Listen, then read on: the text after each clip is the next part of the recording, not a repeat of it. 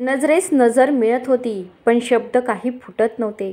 मनातून एकमेकांची झाले होते, पण कोणीच कोणाला सांगितले नव्हते. पण तो दिवस उजाडला जेव्हा अनुजने गुडघ्यावर बसून आपल्या प्रेमाची कबुली हातात गुलाबाचे फूल देऊन प्रियासमोर केली. प्रिया, मी तुझ्यावर खूप प्रेम करतो. आपण कधी बोललो नाही, पण आपल्या नजरेने मला तुझ्यात गुंतले. माझ्या प्रेमाचा स्वीकार करशील? अनुजच्या या प्रश्नाने तिचे मन नाचू लागले होते, कारण तीही ह्या प्रश्नांची केव्हापासून वाट पाहत होती आणि आज तो दिवस आला होता. पण प्रियेच्या तोंडून एक शब्दही निघत नव्हता. ती फक्त अनुजला पाहत होती. तिला हे स्वप्न आहे की सत्य हेच कळत नव्हते. अनुज गुडघ्यावर तसाच राहून तिच्या उत्तराची वाट पाहत होता. कधी एकदा तिचे उत्तर येते असे त्याला झाले होते, पण प्रियाकडून काहीच प्रतिक्रिया येत नव्हती. हे पाहून अनुजने परत एकदा प्रियाला हाक मारली. तशी प्रिया काहीही न सांगता तिथून निघून गेली. अनुजला तिचे असे जाणे मनाला खटकले, पण त्याने स्वतःला सावरत तिच्या उत्तराची वाट पाहावी असे मनाशी ठरवले. प्रिया ही या क्षणाची वाट पाहत होती. मग तिने उत्तर का नाही दिले? काय असेल तिचे उत्तर? असे अनेक प्रश्न अनुजसाठी अनुत्तर राहिले. त्या दिवसाची संध्याकाळ अशीच गेली. दोघेही विचारचक्रात अडकले. इथे अनुजला समजत नव्हते की प्रिया अशी का निघून गेली.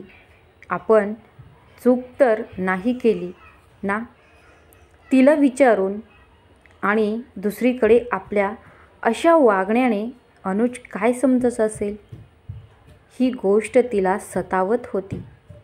ह्यातच रात्र सरली. दुसरा दिवस उजाडला. नेहमीप्रमाणे दोघेही कॉलेजला गेले. दुपारच्या वेळी अनुज आपल्या मित्रांसोबत कॅन्टीनमध्ये बसला होता. ते दोघेही वेगवेगळ्या वर्गात शिकत होते, त्यामुळे अनुजची भिरभिरती नजर प्रियाला शोधत होती. तेवढ्यात तिला प्रिया आपल्या मैत्रिणीबरोबर कॅन्टीनमध्ये शिरताना दिसली. त्याला थोडेसे हायसे वाटले, पण त्यांनी ठरवले होते आपण मुद्दाम काहीच नाही विचारायचे. त्यामुळे तो न पाहिल्यासारखा करून चोरून पाहत होता. प्रिया समोरच्या टेबलवर बसली. तिने एक नजर अनुजवर टाकली. प्रिया कधी एकदा काही सांगते असे अनुजला झाले होते.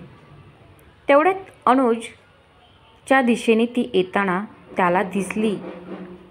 ती येऊन अनुजच्या टेबलसमोर उभी राहिली. तसा अनुजही उभा राहिला. ही आत्ता काय सांगेल ही भीती त्याच्या मनात दाटत होती. तो काही बोलायच्या आत प्रिया म्हणाली, अनुज, जरा बाहेर येतोस का? मला तुझ्याशी थोडं बोलायचं आहे. हे ऐकून त्याला अजून भीती वाटू लागली. लगेच हो म्हणत प्रियाच्या मागे गेला. ते दोघे कॅन्टीन बाहेरच्या सोफ्यावर बसले. त्याचा कावरा बावरा चेहरा पाहत प्रिया म्हणाली, सॉरी अनुज, मी काल असे निघून जायला नको होते. नाही प्रिया, इट्स ओके. तुझा नकार असेल तर मला वाईट नाही वाटणार, कारण मला वाटते तसेच तुला वाटणे होणार नाही. पण तू काल मला सांगितलं असते तर बरं झाले असते. It's okay. अरे हो, थांब जरा, माझे म्हणणे तर ऐकून घे. म्हणजे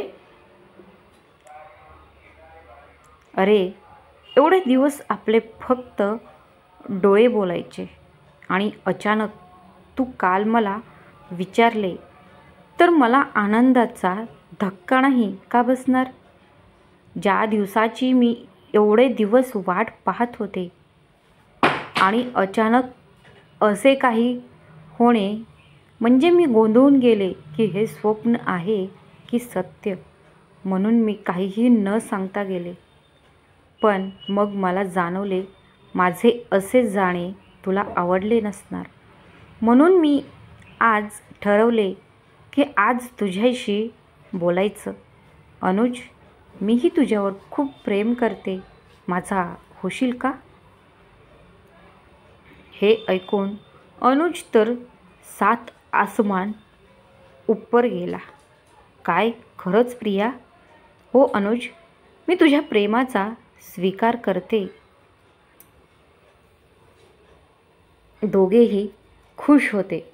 दोघांची नजर प्रेमात आतंक तुडुंब गेली होती. एवढ्यात कॅन्टीनमध्ये काचेचा ग्लास पडल्याचा आवाज आला आणि त्याच्या काचा त्याच्या पायापर्यंत पोहोचल्या होत्या. हा नेमका अपघात होता की कोणता तरी संकेत? त्या दिवसापासून त्यांनी आपले प्रेम एकमेकांना व्यक्त केले. त्या दिवसापासून ते दोघे सोबत दिसू लागले. सोबत चालणे, वाट पाहणे, काळजी घेणे हे चालू होते. त्याची जोडी ही खुलून दिसायची. पण ह्या सर्वाचा त्यांनी अभ्यासावर परिणाम होऊ दिला नाही. सोबत अभ्यास करून चांगले मार्क्स मिळवायचे.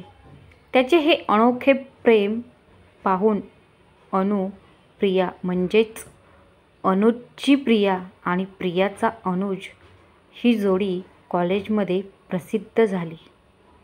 असेच दिवस जात होते आणि त्याचे नातेही बहरत होते. एकमेकांच्या सहवासातला प्रत्येक क्षण टिपत ते पुढे जात होते. पण त्याच्या नातेची खबर त्याच्या घरातल्यांना नव्हती. पण कॉलेजमध्ये अनुप्रिया म्हणजेच प्रेमाची 2 पाखरे म्हणजे लव्ह बर्ड्स म्हणून प्रचित होती. अशीच कॉलेजची वर्ष सरली आणि शेवटच्या वर्षाचा निरोप समारंभाचा दिवस उजाडला. दोघेही सोबत उपस्थित होती. पण त्याचा चेहरा आज उतरलेला होता. कारण ही तसेच होते. ह्यापुढे त्यांना सोबत खूप वेळ घालवणे मिळणार नव्हते. कॉलेजचा समारंभ संपला आणि दोघेही नेहमीप्रमाणे कॅन्टीन बाहेर असलेल्या सोफ्यावर बसले. अनुज निराश होऊन म्हणू लागला, हा दिवस एवढे लवकर येईल हे मी विचार केला नव्हता. आणि आज आला देखील. हो ना अनुज, आता आपले भेटणे कमी होणार. हो, पण आपले प्रेम नाही. आणि आपण आठवड्यातून एकदा भेटायचं. हो नक्की. पण अनुज, आपण किती दिवस असे लपतछपत भेटणार? घरातल्यांना आपण कधी सांगूया? तेही बरोबर आहे तुझं. पण तू काळजी करू नकोस. मला चांगली नोकरी मिळाली की मी स्वतः तुझ्या घरी तुझा हात मागण्यासाठी येईन. खरंच अनुज? हो प्रिया. त्यासाठी आपल्याला चांगला अभ्यास करून चांगले मार्क्स मिळवून चांगली नोकरी मिळवावी लागेल. मग करू आपण सुखी संसार. खरंच अनुज, तुझे विचार किती चांगले आहेत. हो का प्रिया राणी? मग नोकरी नसताना मला तुझे आई बाबा तुझा हात देतील? नाही ना? खरं आहे तुझं. मी किती नशीबवान आहे तुझ्यासारखा साथ मिळून. हो का? दोघेही हसू लागतात. एवढ्यात प्रिया आपल्या डोळ्याला हात लावत म्हणाली, अनुज, माझा डावा डोळा फडफडतो आणि असे म्हणतात की काही वाईट होणार असेल तर. प्रिया, वेडी झालीस का तू? तू असल्यावर विश्वास ठेवतेस काहीही, पण खरंच काही वाईट होणार आहे? निरोप समारंभ संपन्न झाला. परीक्षाही झाली. दोघेही चांगल्या पद्धतीने उत्तीर्ण झाले. आत्ता ते दोघे नोकरीच्या शोधात लागले. दोघेही हुशार असल्याने दोघांना वेगवेगळ्या ठिकाणी पण चांगली नोकरी मिळाली. असेच दिवस जात होते. ते दोघेही आठवड्यातून एकदा भेटत होते. अशाच एका भेटीत अनुजने प्रियाला एक ऑफर सांगितली. ऐकून प्रिया थोडी भावूक झाली. पण ह्या ऑफरने जर अनुजचे भवितव्य उज्ज्वल होणार असेल तर तो दुरावा सहन करण्यास तयार होती. प्रिया, नाही यार, 2 वर्ष दूर राहणे मनाला पटत नाही.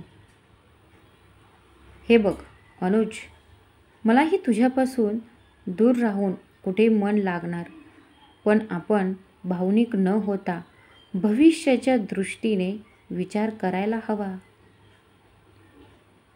बरोबर आहे तुझं.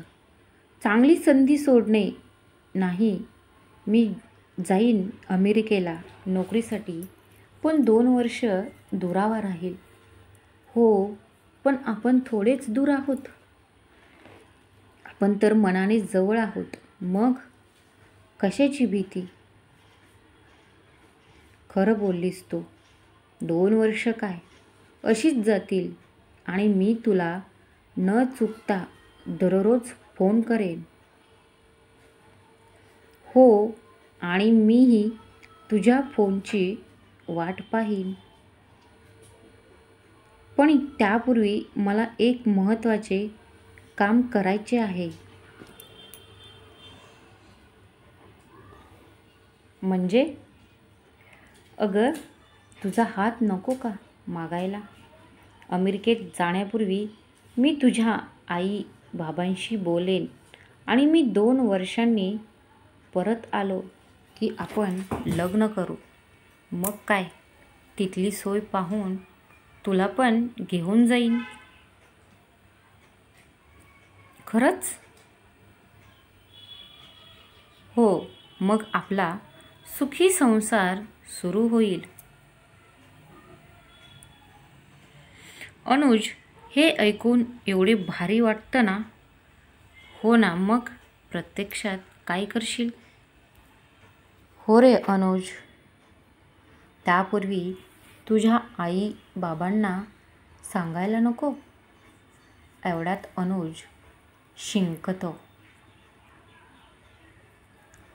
काय म्हणत होतास आई बाबांना? अगं, तुझा हात हातात द्या म्हणून. आणि दोघेही भविष्याच्या स्वप्नात रंगून जातात.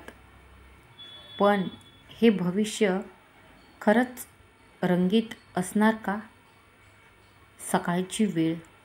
दरवाजाची बेल वाजली. दरवाजा उघडण्यात आला. नमस्कार काकू, मी अनुज सारंगधर, प्रियाचा मित्र.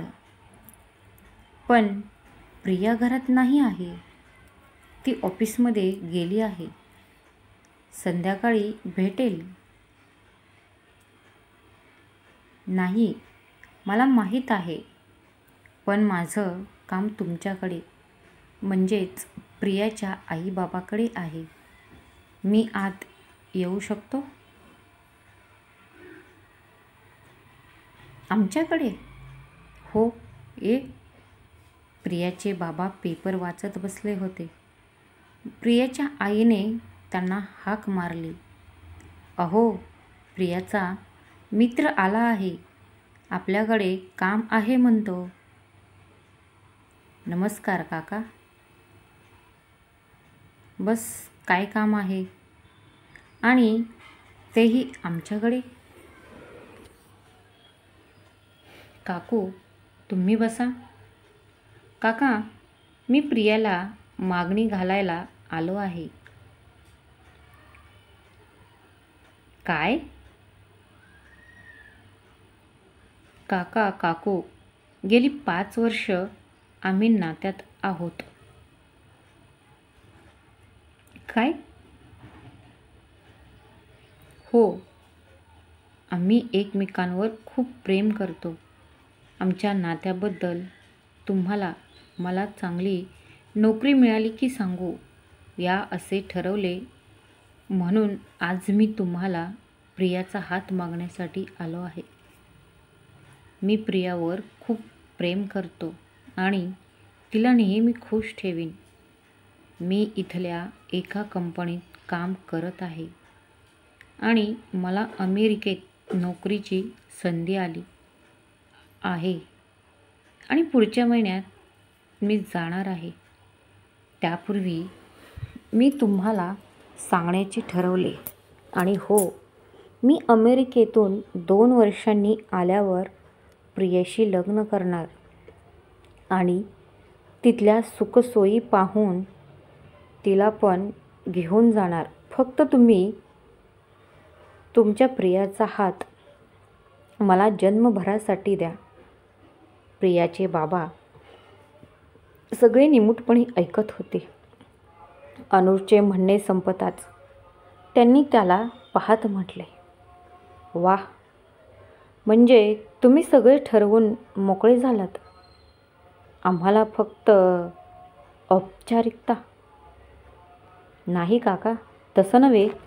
आम्ही हे पूर्वी सांगितले असते तर अभ्यास सोडून हे काय करता हा प्रश्न उभा गेला असता. आणि तो प्रश्नही बरोबर आहे. पण आम्ही आमच्या अभ्यासावर कोणताही परिणाम करून घेतला नाही. आणि मी कमवत नसताना तुमच्या मुलीचा हात मागणे माझ्या मनाला पटले नाही. पण यापुढे तुमच्या आणि माझ्या आईबाबांच्या परवानगीने सगळे होईल. तुला माहीत आहे ना, प्रिया आमची एकुलती एक मुलगी. तिला तळ हाताच्या फोडाप्रमाणे जपले आहे. आणि कोण तू, ओळख ना पाळक, आणि येऊन प्रियाचा हात मागतोस. आणि तुला काय वाटतं मी सहज देईन?